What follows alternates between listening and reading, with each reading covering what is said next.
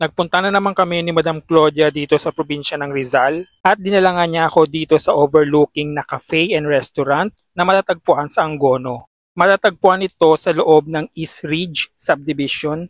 So good evening guys, nandito kami sa Cabecera Cafe, boundary ng Angono, Binangonan, Rizal. Bali nagaya si Madam Claudia para magkape lang kami dito. So ito yung place.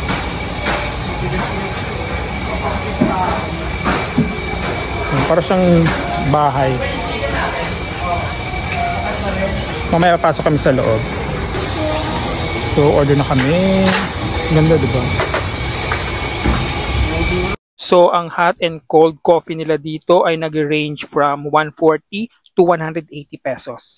Cabecera Cafe offers a wide range of coffee options, whether you're a fan of classic brewed coffee or prefer more adventurous flavors. There's something for you.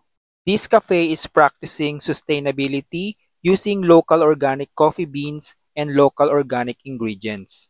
The best time to visit Cabecera Cafe are weekdays, generally mas tahimik, ideal for a relaxed dining experience. Ito ang perfect na araw at oras to unwind, relax, recharge, and mesmerize with your friends, loved ones, and family. At hindi na kailangan ng reservation. Pero kung pupunta kayo during weekends, it is advisable to book a table in advance, especially for dinner and weekend brunch.